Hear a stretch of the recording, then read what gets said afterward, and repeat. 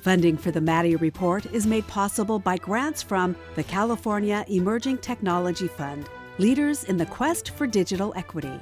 The James Irvine Foundation, committed to a California where all low-income workers have the power to advance economically.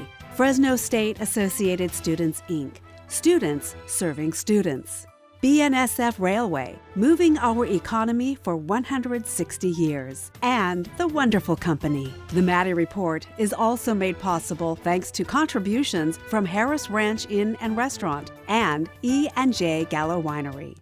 From the Maddy Institute, the Public Policy Institute for the Valley's 4 public universities, this is the Maddy Report with Executive Director of the Maddy Institute, Mark Keppler.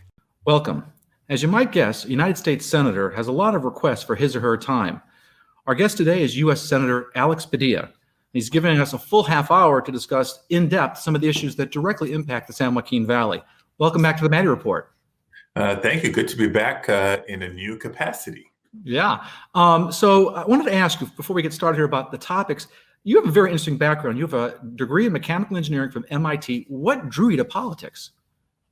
I'll give you both the short version and the truer version. The short version I like to share with people is it makes perfect sense. Engineers are trained to solve problems. Isn't that what policymakers and political figures are supposed to be doing?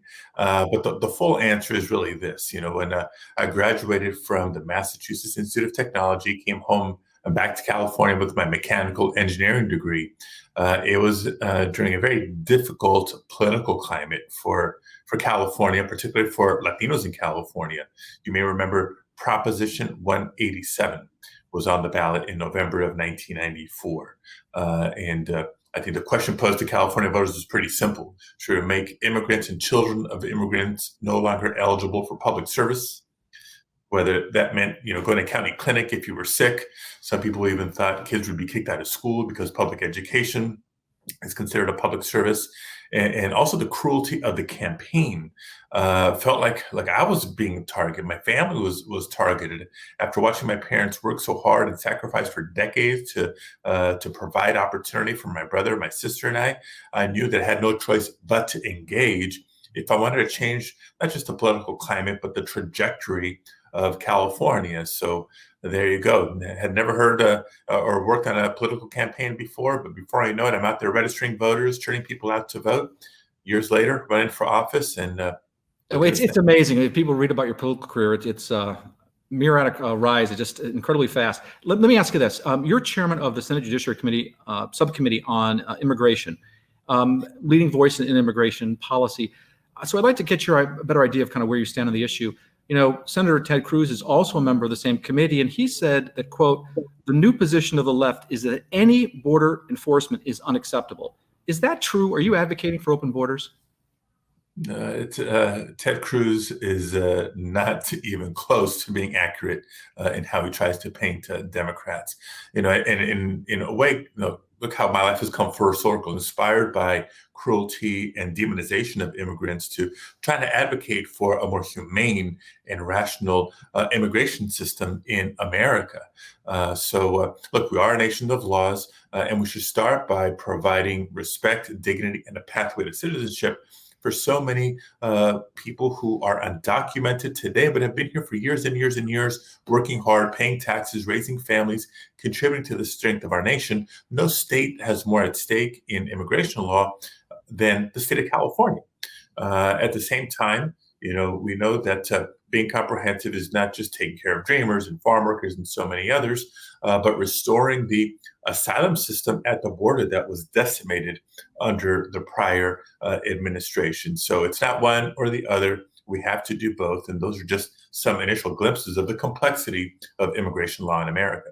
Yeah, it just seems, though, that Congress is evenly divided. This is a topic, immigration reform has been something that consensus has been pretty hard to come by. I mean, how realistic is it that you'll be able to bring folks together to form some kind of compromise on this issue?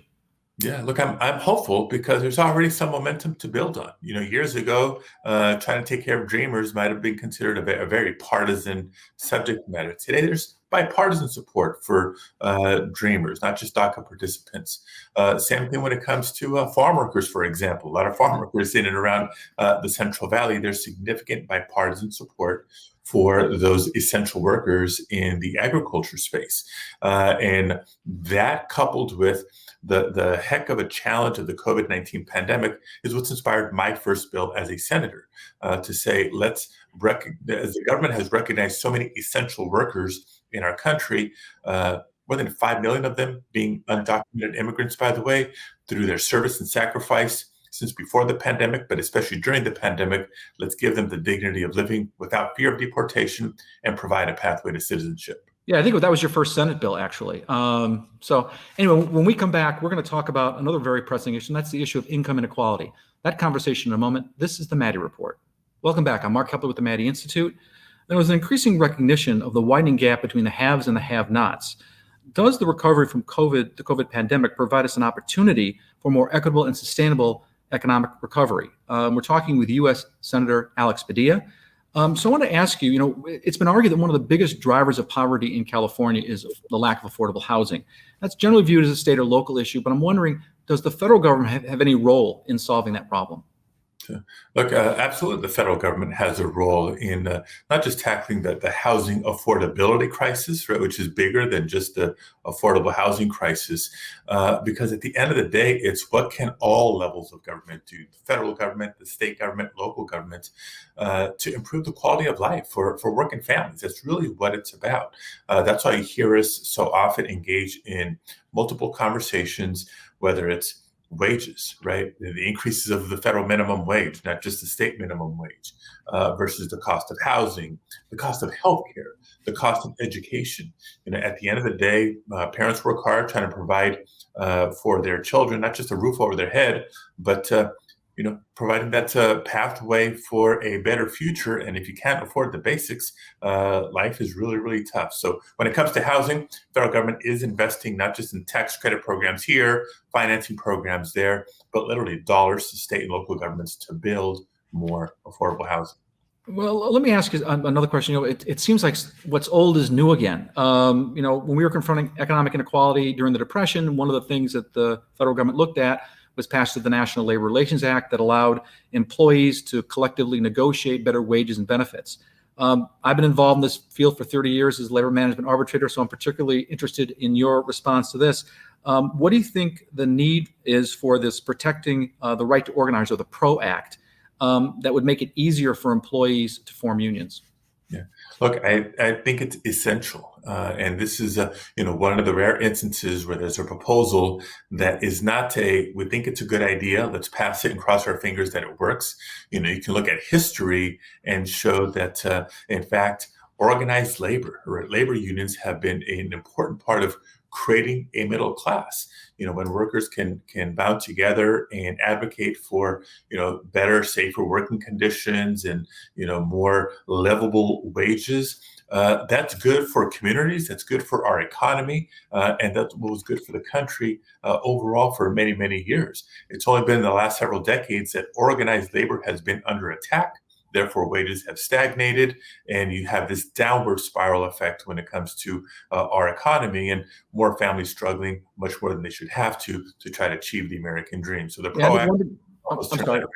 I'm sorry. One thing that gets lost on a lot of folks is that the duty is just to negotiate in good faith. It's not to reach an agreement. If an employer feels that a group of employers are being unreasonable, they can say no. So it's just the duty to negotiate in good faith. If they reach an impasse, they reach an impasse. So it's just, I think that's interesting to see if that goes forward. I'm going to ask you another thing about this issue of college graduates. You and I are both first-generation college graduates. I'm sure your parents told you, like my parents told me, that education is really the key to a better life. But we paid our own ways through college. What do you think about this issue of free college tuition? And if you think it's a good idea, who should pay for it? Yeah, no, I think definitely community colleges at a minimum, making our four-year universities much more affordable. It's unconscionable that young people today are graduating with their bachelor's degrees. It's supposed to be a big milestone in your career, and yet as you're entering the workforce, you're saddled with almost insurmountable debt. That's a travesty, and definitely not in the interest of the student. It's not in the interest of our country and of the economy. I think times are changed since you and I both worked our way through college. I remember the first time I applied for financial aid at MIT. I looked at my dad's W-2. It was less than the cost of tuition alone, not even looking at housing and books and, traveling back and forth.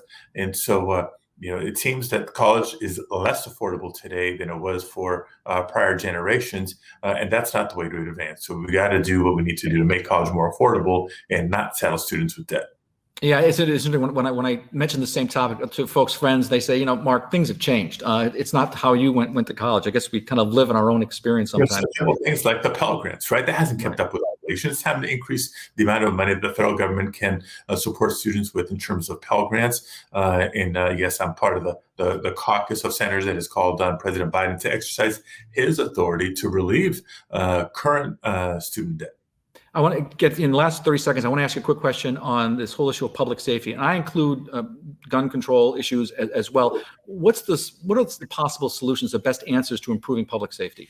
Yeah, I think there's short-term and long-term. Short-term, improved community police relations. Right, every department is different. Some better than others, but we all have room for improvement. I think longer-term, the more we're investing in young people, better education, better opportunity, and hope for the future.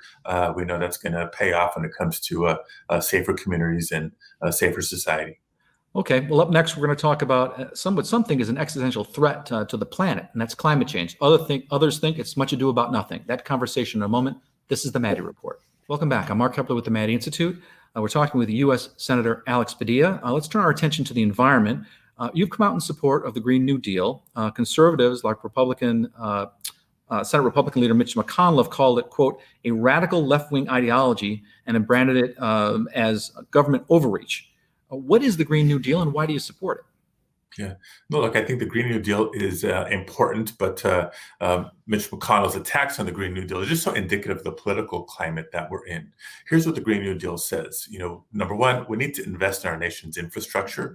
Number two, and let's do so in a way that helps improve environmental quality and public health in the process and create, tons of good paying jobs along the way. We know it's possible. In fact, the Green New Deal is kind of based on a lot of the successful policies that we've been advancing here in California, the shift to renewable energy sources, the electrification of different sectors, including transportation, things of that nature, we know have multiple policy benefits. Yeah, I think that, like if you look at the southern part of the valley, Kern County, the oil and gas industry is very important there. And they know in the oil and gas industry that there's a energy transition going on. One of the issues that's going to have to be kind of thought about is how do we make that transition without adversely affecting, the economies in places like Kern County. But I want to ask you about air pollution and kind of the health challenges for the valley. I mean, we've got some of the worst air pollution in the valley, but we also are one of the poorest regions in the valley. So the question is, how do you solve the problem of air quality without hurting an already kind of fragile economy?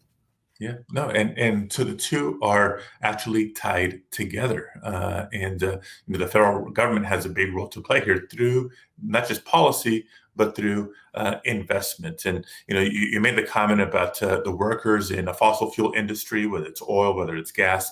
It's not about leaving some people high and dry. It's how do we transition our infrastructure, transition the economy, and transition the workforce as well through education and retraining to be prepared for equally paying, if not better paying jobs and jobs of the future, not jobs of the past.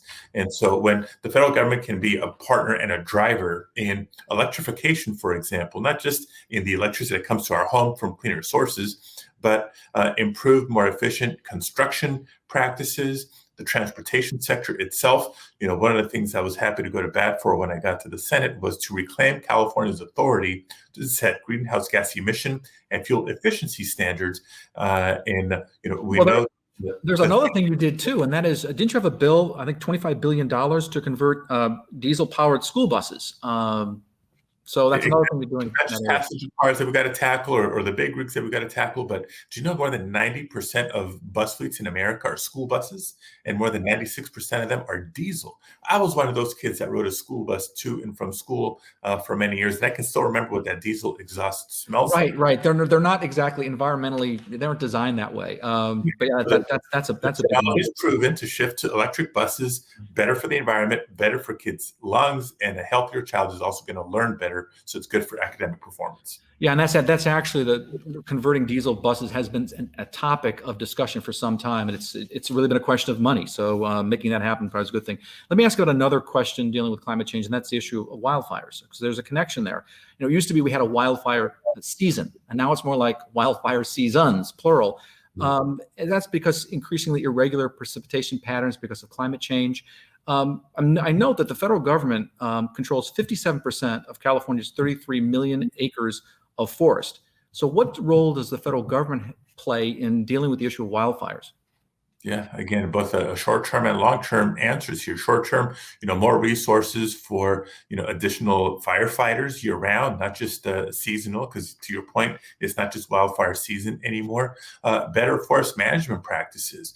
Longer term, we got to teach more people, prepare for more firefighters in the future, more forest managers in the future. But ultimately, it's accepting the reality that climate change is real. We still have far too many science deniers around. Climate change is real. You see that extreme weather patterns, combined drought, extreme heat, frequency and intensity of heat waves, and you're going to have wildfires. If you have any doubts, ask a firefighter. They'll tell you, because they're on the front lines dealing with the consequences. So whether it's wildfires in the West, hurricanes, tornadoes, elsewhere in the country, we know that extreme weather patterns are increasing in frequency, but we also know what we need to do to mitigate the impacts of climate change. Okay, well, thank you for that. Up next, we're going to talk about something that's been talked about for years, and that is infrastructure. What needs to be done and who's going to pay for it? That conversation in a moment. This is the Maddy Report. Welcome back. I'm Mark Keppler with the Maddy Institute. We're talking with U.S. Senator Alex Padilla about some of the key issues he's dealing with in Washington. I'd like to ask you where you stand on President Biden's, right now, it's $1.7 trillion infrastructure plan. Too big, too small, or just right? Look, I think when it comes to investing in our infrastructure in a smart way, the bigger, the better. I think it would be a lost opportunity if we aim small and really limit our definition of infrastructure to just roads and bridges and tunnels, because what we need to not just shore up our nation's infrastructure, but position ourselves for economic success and growth in the years ahead is beyond just the transportation sector. I'm talking water infrastructure, the electrical grid, education, healthcare, housing, broadband deployment, so much more that will provide the opportunities for better paying jobs in the future and frankly be competitive in an increasingly global economy. Yeah, one of the things that's an infrastructure issue that's particularly, it's unique, I guess, to the Valley, and that's high-speed rail. And I'm sure a lot of folks are wondering, is there going to be any federal funding for high-speed rail?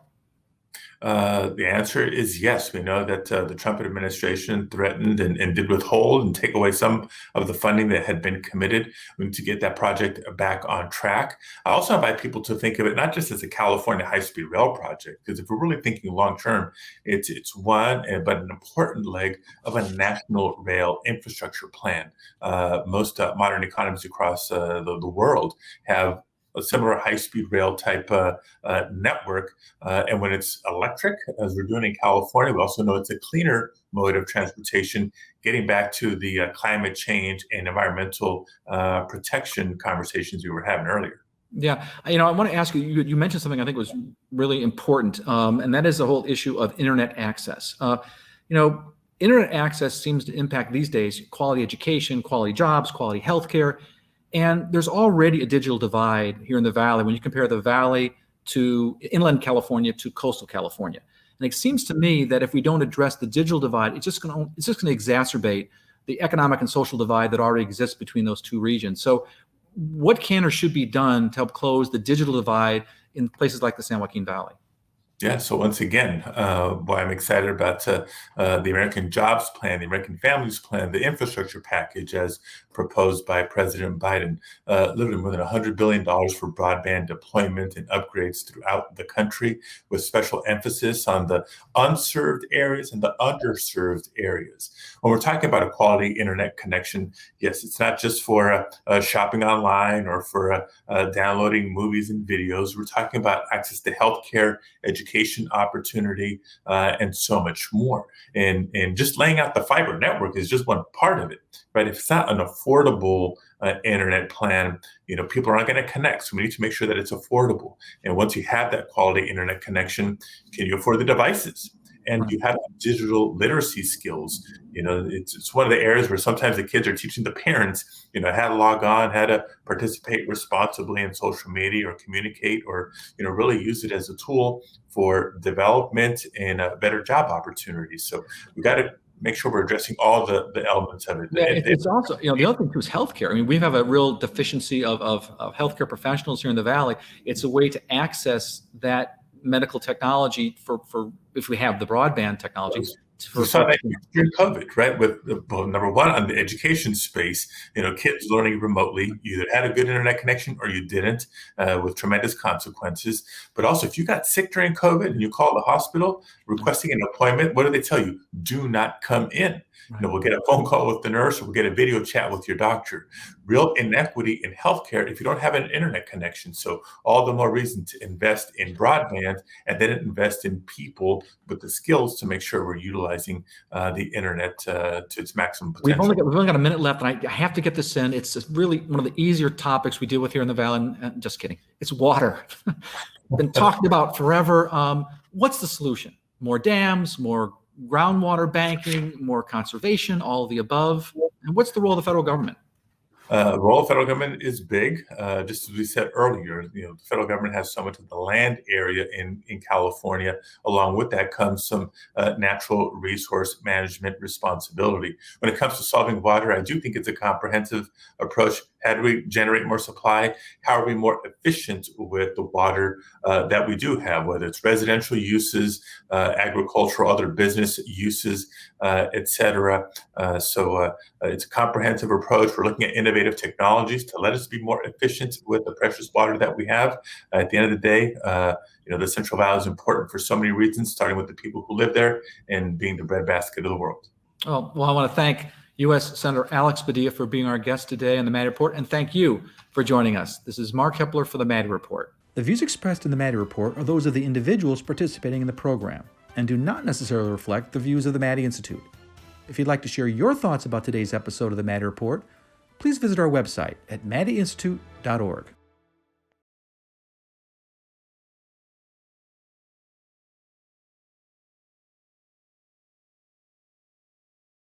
If you want to stay up to date on state and local politics, you can sign up for our free e-newsletter, the Maddy Daily, by logging on to our website at maddyinstitute.org.